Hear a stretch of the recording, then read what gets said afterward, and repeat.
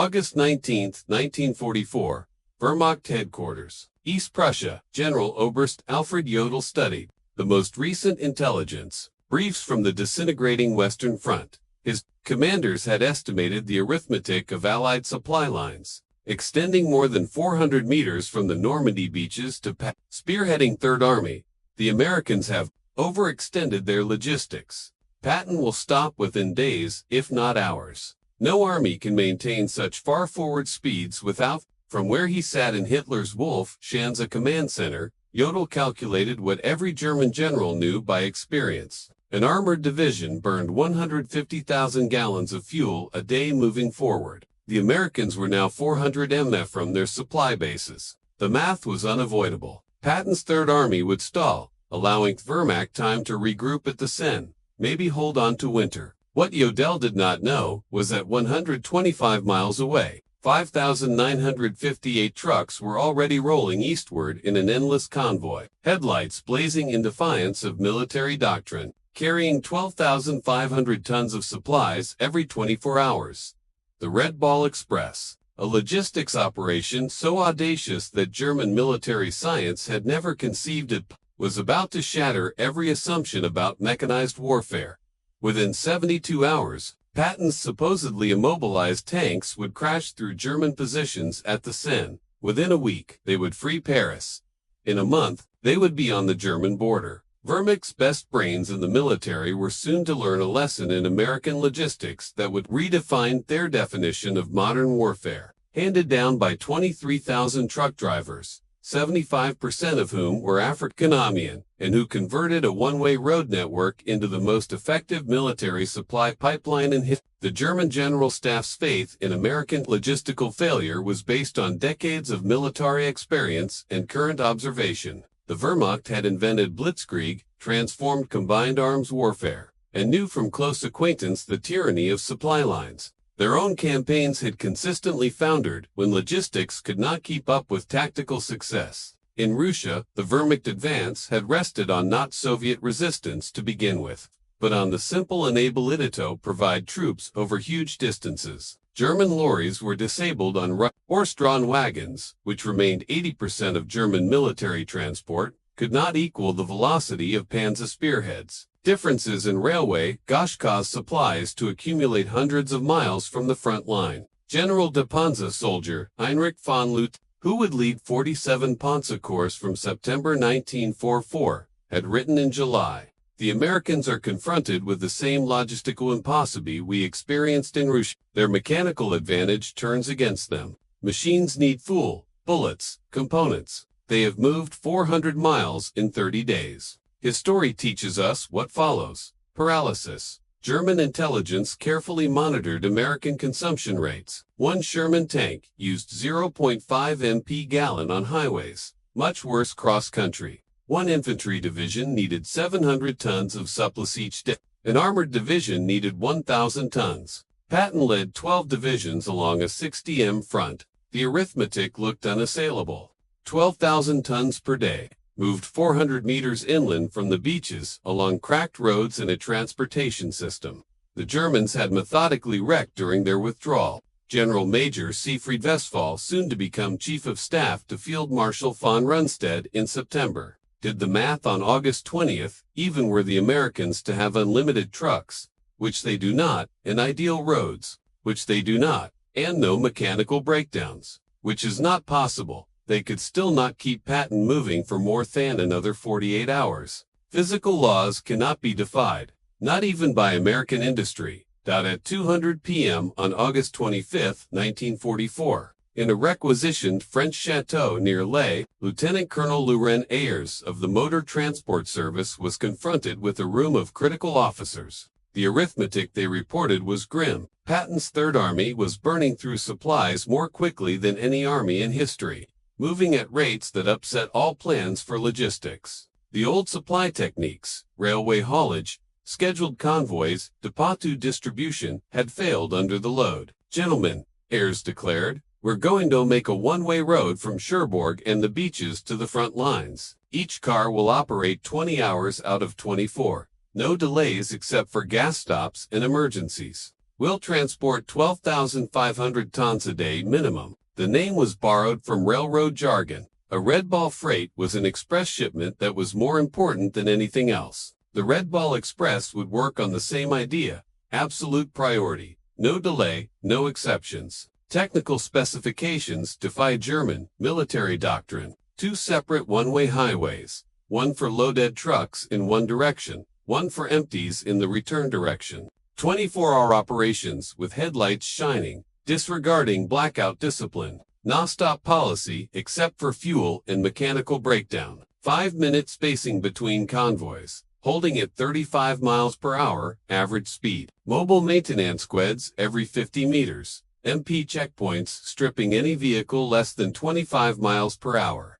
Colonel Charles O. Thrasher commanding the senior section of a DFC senior section communications zone. Scan the estimated figures. We require 140 truck battalions, 5,958 vehicles minimum, at 90% availability. That is impossible according to any logistics textbook ever written. Yet within 36 hours, the impossible was. On August 26, 1944, drivers from the 3,916 Quartermaster Truck Company got into their GMCCC KW 2.5-ton trucks, nicknamed a Deuce and a Half, carrying 105 mm artillery rounds, destined for Patton's Melon, 300 miles east. The racial makeup of the Red Ball Express would have shocked German racial theory. Of the 23,000 truck drivers who would eventually run the route, about 75% were African-American soldiers in still segregated army units. These men, who could not eat in white diners or utilize white facilities throughout a lot of America,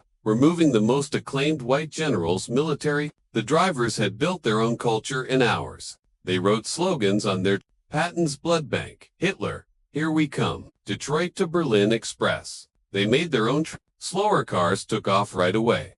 Mechanical breakdowns got pushed into ditches. Any truck less than 20 miles per hour was a roadblock. Through August 28, German reconnaissance forces started to report something new. Aufklärung, 116 units radioed from high ground over the main Red Ball axis. Unbroken vehicle column, headlights seen 20 kilometers. No spacing, no blackout discipline. Estimate 1,000 vehicles per hour. Americans have abandoned all military caution. This broke every rule German military doctrine taught. Nighttime headlights invited air attack. Unbroken columns made ideal artillery targets. No gaps between cars meant that one disabled truck would stop an entire convoy. But the Americans did not care. General Lieutenant Edgar Feuinger, in charge of the 21st Panzer Division, personally observed the Red Ball, expressed from hidden positions on August 30th. His report to Army Group B headquarters showed increasing concern. The enemy has a supply system beyond our imagination. Cars pass in 30-second intervals, both day and night, without respite. They do not hide, do not scatter, don't obey rules. We get it. It's not military science. It's mass production applied to war. What the Germans couldn't get waste that American logistics were governed by different principles altogether. Where German doctrine was about consent, Americans used bulk. Where Germans saved vehicles, Americans planned for 20% vehicle breakdown and anticipated accordingly. Where Germans observed rigid military procedure, Americans improvised all the time. The figures accomplished by the Red Ball Express contradicted German estimates of what was logistically feasible. First week, August 25th to 31st, 1944. 89,939 tons of supplies delivered. Daily average, 12,848 tons. Round-trip distance, 686 miles. Vehicle rotations, 5,958 trucks making 1.5 trips a day. Fuel consumed by the operation itself, 300,000 gallons. German logistics experts heard these figures from American reports and scoffed at them as propaganda. But figures were actual and they were increasing. On September 5th, the Red Bull Express had fallen into a pace that seemed impossible to German logisticians, who were still using horse-drawn wagons for 80% of their transportation. Convoys left every 5 minutes from Western Terminus. Average convoy 67 vehicles. Load per vehicle, 5 tons average. 7 tons regular overload. Time to travel, 350 miles one way. 14 hours. Turnaround time both ways, 2 hours. Trucks in continuous motion, 5,000 at any one time. The Red Ball Express was producing innovations. Earliest mechanics and drivers overcame problems German military science had deemed. When trucks failed, about 1,800 a day, mobile repair units did repairs alongside the road. Mechanics created a system of triage, 15 minutes to repair or push it off the road. Parts were cannibalized from vehicles considered unreliable. Engines were changed within 45 minutes by mobile cranes. Drivers improvised alternative routes. When the assigned Red Bull course clogged up, drivers commandeered French buses to transport personnel and release trucks for freight. They commandeered German cars, camouflaging them olive drab and deploying them. Drivers constructed bypasses around blown-up bridges from rubble of bombed buildings as roadbed. The Germans watched this disorder somehow managing to create order and couldn't understand it. German logistics theory stressed planning, maintenance schedules, and correct procedures. The Americans broke all the rules, yet their system improved instead of faltered. The most astonishing news to German observers was American fuel control. The Red Ball Express used 300,000 gallons of gasoline per day, simply for its operations alone.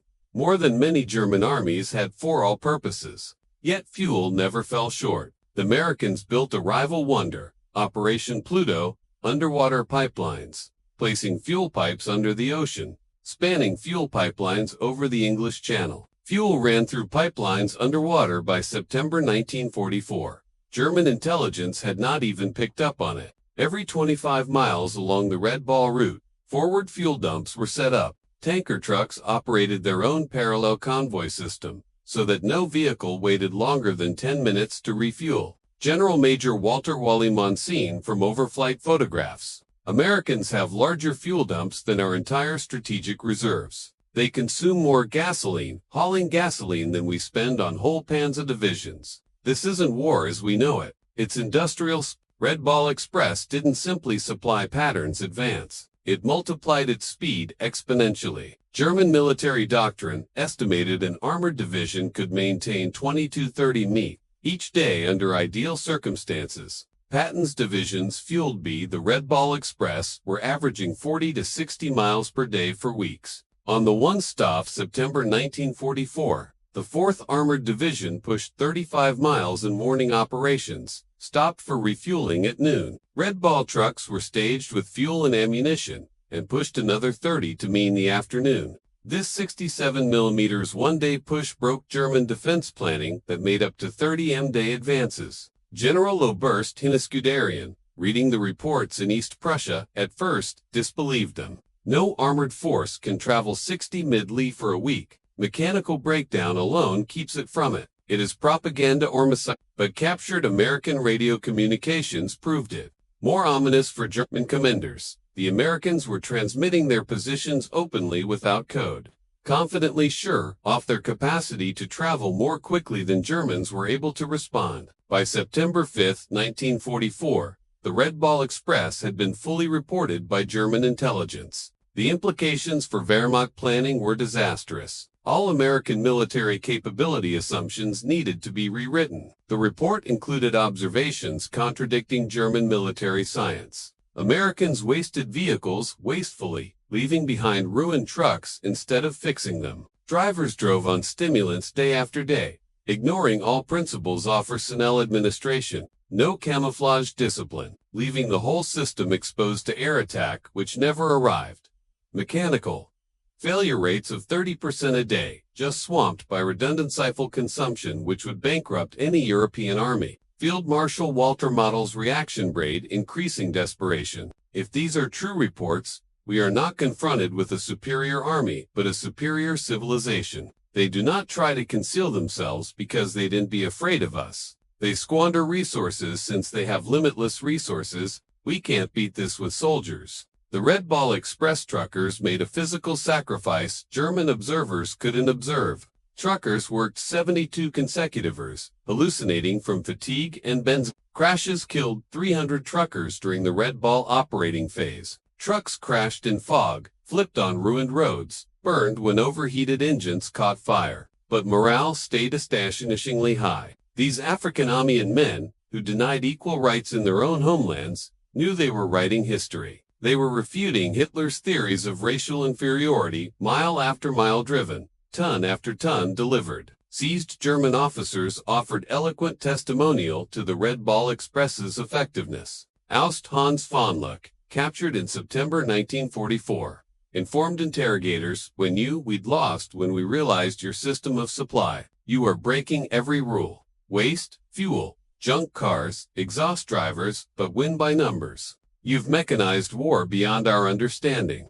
The psychological effect on German troops was brutal. Vermacht soldiers heard American trucks all night, every night. Endless motors, endless ammunition. They had 3 rounds per rifle when Americans were importing millions of rounds. The rumble itself became psychological warfare. The vehicles themselves stunned German engineers. The GMC KW 2.5-ton truck, the backbone of the Red Ball Express, represented mass production, perfection. General Motors had produced over 500,000 of these vehicles by war's end, more trucks than the entire German military possessed of all types combined. The trucks featured innovations Germans shot and implemented, all-wheel drive, as standard, not exception. Automatic tire inflation systems, waterproofing that allowed 30-in forwarding, engines that ran on low-quality fuel without modification, heaters that actually worked in winter. More stunning was American maintenance ethic, in which Germans overhauled engines,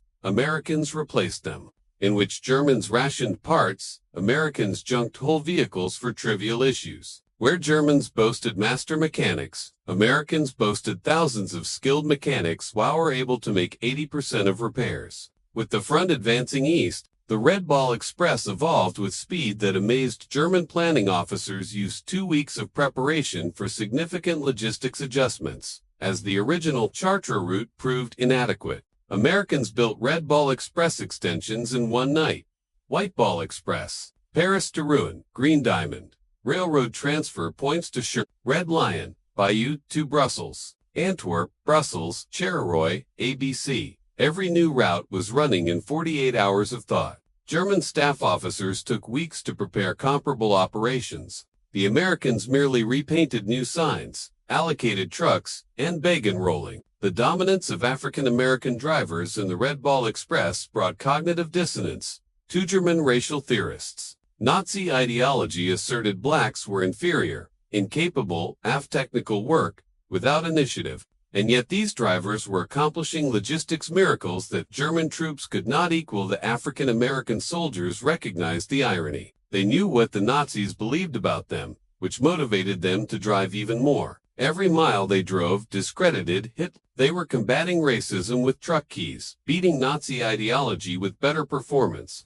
Certain German prisoners compelled to load Red Bull trucks, as laborers had their perceptions shattered by working with African-American sergeants who computed weight distributions more quickly than German engineers, speaking more English than German English tutors who treated prisoners kindly in spite of all Nazi propaganda had informed them on racial conduct. The Red Ball Express necessitated facilities Germans considered impossible to establish under wartime conditions. Engineers constructed or strengthened 40 bridges, built 15 large fuel depots, installed 26 maintenance centers, and built 8 temporary driver cities. And all this while the operation was. The Monty Bridge had been destroyed by German engineers, especially to stop American supply. The Wehrmacht estimated replacement would take 6 weeks at least. American engineers constructed a bridge temporarily in 14 hours, whereas Red Bull convoys took detour only 8 meters.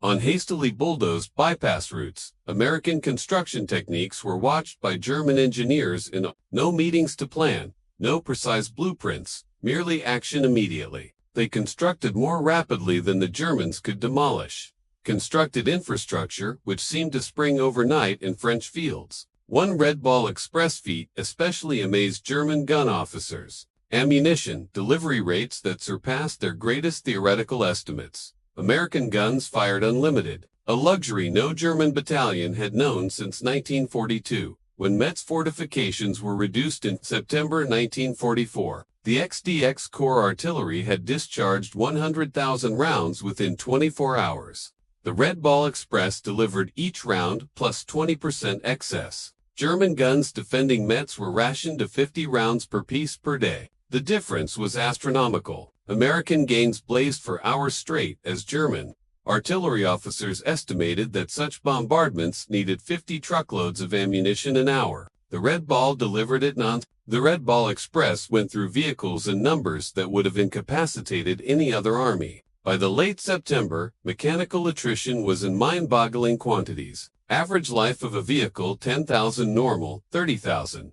Deadline rate daily, 30% of all vehicles. Engines changed, 500 per week. Tires went through 10,000 per week. Total vehicles destroyed or abandoned 5,000 plus, but the operation never faltered. American production had counted on such losses. Weekly ships came into French ports bearing hundreds of new trucks. Replacement drivers were trained in 2 days and dumped into convoys. German estimates indicated Americans destroying more trucks per week than the Wehrmacht had in France. But their transportation capacity grew. Instead of falling, they had done what Germans believed impossible: logistics more quickly than they were being consumed. French civilians on the Red Ball route saw American excess that defied years of German occupation, deprivation. The psychological effect on occupied populations was rapid and intense. The Red Ball Express drivers, especially frequently shared their rations with French civilians, in defiance of orders. At every stop, children would congregate and drivers would distribute chocolate, cigarettes, soap. The contrast with German occupation was brutal. Americans tossed casually away what Germans had rationed severely. German intelligence indicated the propaganda effect. French civilians now accept American victory as inevitable. They point to truck convoy columns as evidence. Resistance activity has risen 400% on Red Bull routes. The population which tolerated occupation now actively resists it. In early September 1944, the Red Ball Express encountered its biggest test. Patton's Third Army had pushed so far thought, even the Red Ball found it difficult to sustain supply rates. Round trip was now over 700 meters. Drivers were collapsing. Vehicles were failing. German intelligence picked up on the strain. General Panzer Trooper Hasse von Montoll reported on September 8. American lines of supply are in collapse. Intervals between convoys have risen from 5 to 15 minutes. Speed-off vehicles has slowed. This is our chance. But American flexibility once more astonished the Germans. In 72 hours, the Red Ball Express reorganized, established intermediate transfer points, reducing individual runs to 350 miles, installed driver rotation systems, opened forward maintenance bases, doubled assigned vehicles. By September 12, tonnage delivery actually rose. The crisis that ought to have stopped Patton only strengthened the system, augmenting the Red Ball Express. Americans instituted another logistics remedy Germans considered impossible: large-scale air resupply. C-47 cargo planes started bringing crucial supplies straight to frontline units. Every plane with 3 tons. September 16, 1944. Wehrmacht spotters tallied 900 transport flights in one day, bringing 2,700 tons by air. The Luftwaffe at its busiest had previously done 300 tons a day to Stalingrad, and thought that its maximum effort. Americans employed transport planes, such as trucks, no fighter escort issue, no fuel restrictions. They took losses and buried them under numbers. The Wehrmacht couldn't match this industrial mathematics. The Red Ball Express functioned on command practices that defied German military order. Junior officers made decisions that belonged to generals in the Wehrmacht. Sergeants lead operations larger than German colonels oversaw. This decentralization left German observers confused. American logistics functioned without visible central direction. Each lieutenant functioned like a colonel. Each sergeant. Disorders should have ensued. They attained efficiency instead. The Wehrmacht was unable to keep up with rigid chain of command. By October 1944, rolling heads of attack started decreasing Red Ball Express demands. The 10-day operation had lasted 82 days, delivering 412,000 tons of supplies over 122 million ton miles. German commanders, now battling at their own borders, looked back on what they had seen. Field Marshal Model penned his last report. "We were not defeated by American tanks or planes. Mainly, we were defeated by American trucks." Their Red Bull Express showed that in contemporary warfare, logistics is strategy. The switch to rail transport was an achievement in itself. American railroading engineers had rebuilt 1,000 meters of ravaged French rail tracks during the time the Red Ball was operating. They placed new track more quickly than Germans destroyed it, frequently employing captured German rail equipment. The last Red Ball Express figures contradicted very German estimate of logistical feasibility. 82 days operation, 412,193 tons of supplies distributed, 222 million ton miles, 5,958 vehicles average. Peak, 700,023,000 total drivers used, 700,000 gallons of fuel burned up daily, 40,000 tons of ammunition to Patton alone. 15 million rations carried, 135,000 medical supply tons. Looking over these numbers in captivity, German officers conceded they had estimated American logistics on European precedent. They had taken their best performance and multiplied it by 3, and figured that was American maximum. They were off by a factor of 10. Aside from ton-again distance, the Red Ball Express did something more fundamental. It broke German confidence in their own military dominance. Wehrmacht officers who had written off Americans as soft and mechanically reliant were watching the very same Americans pull logistics miracles out of determination and industrial plenty. German prisoners of war would stand motionless behind prison camp perimeters, tallying Red Ball trucks passing by. Some cried, they knew what it meant. Not only that Americans could supply their armies, but that they could squander more than Germans may create. They were seeing their vision of the world dissolved. Truck by truck, the Red Bull Express compelled a sudden racial accounting within the American military itself. The success of the operation relied overwhelmingly on African American troops who remained segregated, received unequal treatment, and were excluded from combat duty. General Eisenhower, visiting Red Ball operations in September 1944, saw the contradiction up close. His deputy, Captain Harry Butcher, documented, "The general stood staring at colored drivers who'd been at it for 20 hours straight. He said, 'These men are winning the war as surely as any infantry. We need to reconsider many things.'" The success generated pressure for integration that helped prompt military desegregation. 3 years later, African American soldiers had demonstrated France what they had known all along. With the tools and opportunity, they would equal anyone. The Red Ball was their fight, and they won it convincingly. German racial theorists strained to reconcile the paradox.ss publications on racial science, simply ceased to refer to American logistics operations. The record was too overwhelming to refute, too incriminating to concede. German military engineers learned about Red Ball Express operations in depth after the war. The lessons transformed logistics thinking. Volume transcends inefficiency. Mechanical redundancy removes vulnerability. Decentralized execution provides speed. Standardization multiplies capacity. Human endurance has boundaries, but they're greater than supposed. General Franz Halder, a former head of the German General Staff, wrote in 1950, "The Red Ball Express proved logistics dictate strategy, not vice versa." Americans knew this. We learned it too late. Among the 23,000 Red Bull drivers, personal tales of heroism came to light the Germans found unacceptable within their war scheme. These were confirmed reports from military. Corporal John L. Houston drove for 48 hours straight, hauling ammunition to the 2nd Armored Division at Camera, dozing off at the wheel 3 times, but pressing on after bung shaken awake by other drivers. Private Booker T. Washington's truck developed engine fires from overheated brakes when it was loaded with medical supplies. Rather than leaving it as procedure dictated, Hepeshed the burning truck 2 miles to a field hospital, leaping out as fire touched the cab. The cargo rescued injured soldiers from both sides. These anecdotes were replicated thousands of times, brought American military ways into view for German onlookers. Individual effort, measured risk-taking, and mission success over regulatory adherence. Desperate, German forces tried to replicate the Red Ball Express during late 1944.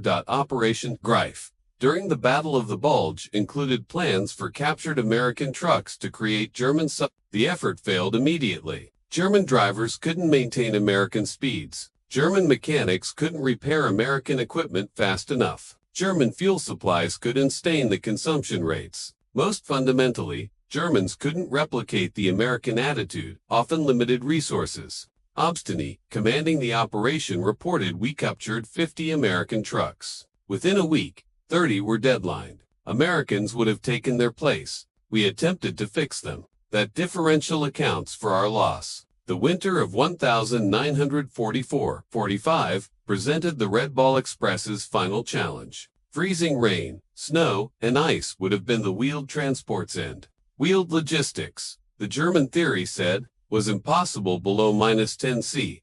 The Red Bull Express pressed on nonetheless. Drivers put chains around tires, poured alcohol in radiators, and kept moving. Speeds reduced from 35 to 15 miles per hour, but tonnage, delivery persisted. German witnesses reported ice-covered convoys proceeding through blizzards that had halted panzer divisions. The Americans had established a logistics system that operated irrespective of weather, terrain, or enemy activity. It wasn't pretty or efficient by German standards, but it was In May 1945, captured German logistics officers were forced to study Red Ball Express operations for historical purposes. Their conclusions were overwhelming and crushing to German military pride. General d'Infanterie Friedrich Schultz encapsulated, "The Red Ball Express represents warfare. Americans created a temporary civilization. Thousands of men, thousands of vehicles, millions of tons of supplies that existed only to feed armies, then dissolved when no longer needed. We built permanent infrastructure over years. They created superior temporary systems in days." The most perceptive analysis came from General Auerheg, the father of German armored warfare. "We created blitzkrieg but never overcame its underlying weakness. Logistics. The Americans overcame it by industrial excess we thought impossible. The Red Ball Express was not a supply line, but a rolling river of material that engulfed and drowned our forces. The Red Ball Express cost the United States about $100 million in 1944. Vehicles lost, fuel burned, roads wrecked, French claims for damage. German staff officers who were used to managing shortages found the number unbelievable. Americans, however, thought it was cheap. The operation allowed 400,000 German troops to be captured, France, Belgium, and Luxembourg to be liberated, and shortened the war by approximately 6 months. One day of war cost America $250 million. The Red Ball Express recouped itself in 1 day of abbreviated. Lieutenant General John C.H. Lee, in command of logistics for the European theater, said, "We wore out 5,000 trucks and 23,000 men to wreck the German army in France. In any other war, that would be disastrous losses. In American industrial war, it's permissible overhead."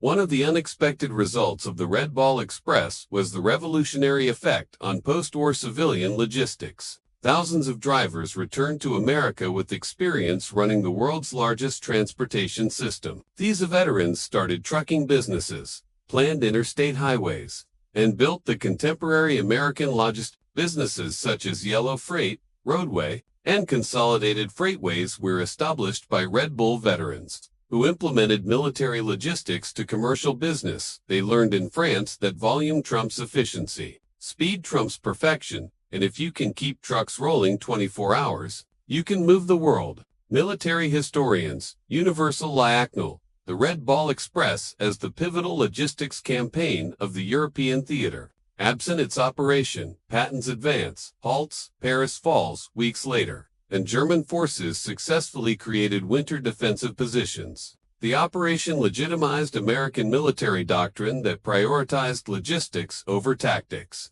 German officers wrote books on Clausewitz and battlefield maneuver while Americans learned about Detroit assembly lines and railroad timeouts. The Red Ball Express proved that with contemporary warfare, supply capability decides the battle more than a tactical flash. Field Marshal Ger von Runnet, Supreme German Commander West, on September 15, 1944, got thorough information about the Red Ball Express. After reading reports for several hours, he called his staff, "Gentlemen," he said, "we are confronted with something more than military solution. The Americans have developed an advanced system of supply that renders distance immaterial. Our plan anticipated their turning point where leading troops overtake supplies. There is no such turning point. They've changed the face of warfare and we're fighting the previous war." His operations officer, Obus Hanspedel, proposed interdicting the Red Ball route with the remaining Luftwaffe. Von Rundt's reaction showed utter comprehension.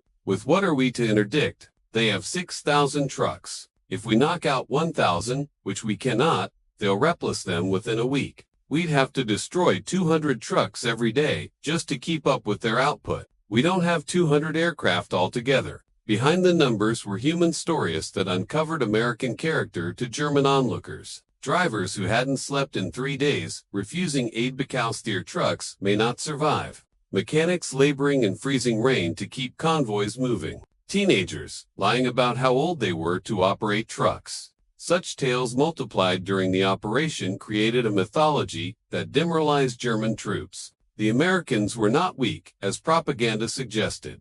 They worked themselves harder than Germans worked horses.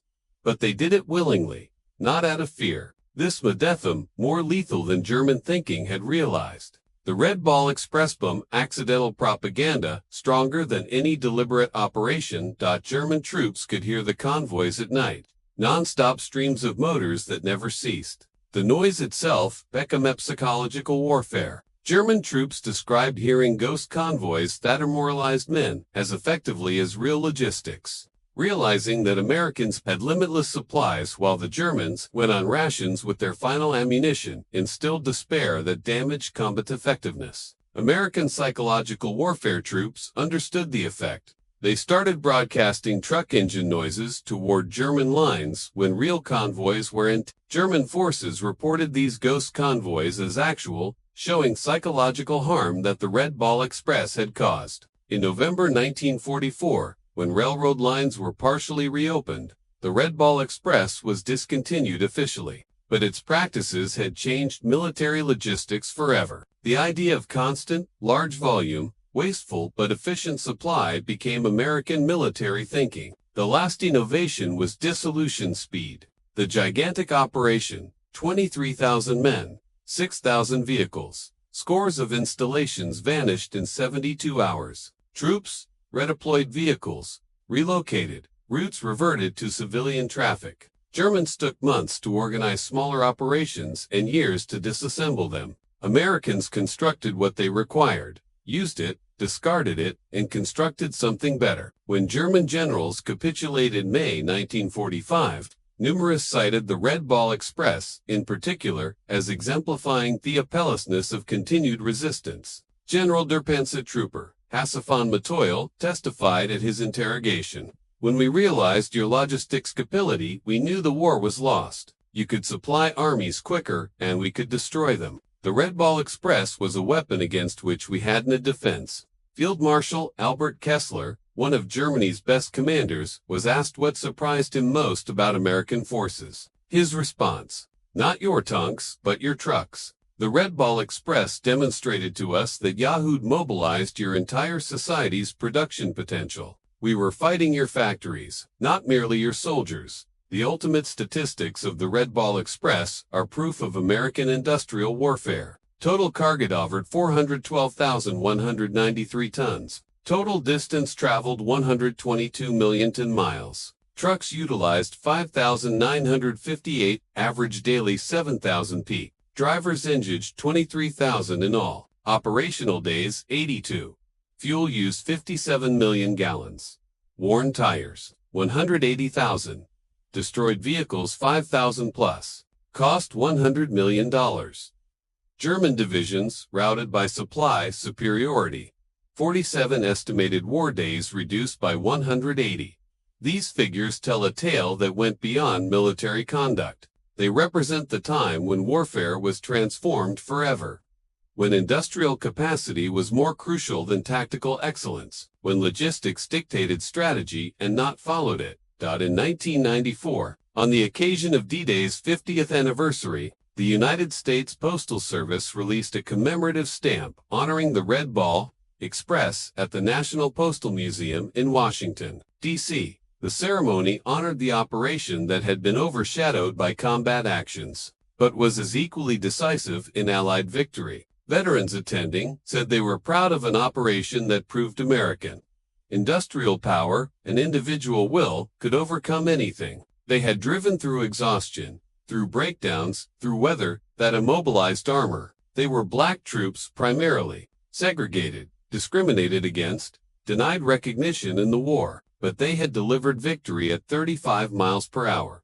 The Red Ball Express demonstrated that in contemporary warfare, logistics is not support. It is the principal effort. The operation showed that industrial democracy was capable of rallying resources at a level that totalitarian efficiency was not. German generals who had derided American logistics were subdued by 6,000 trucks, bringing 12,500 tons a day, over 700 m of liberated France. They had thought Americans would adhere to European tradition, husband resources, move slowly forward. Instead, Americans produced a logistics tsunami that overwhelmed German forces in Allied plenty. The success of the operation did not owe anything to military brilliance, but to American traits the Germans could never comprehend: industrial overproduction, technical know-how, improvisationality, and above all, the initiative of individual soldiers who took separate action that in Wehrmacht would need field marshal sanction. In his memoirs, General George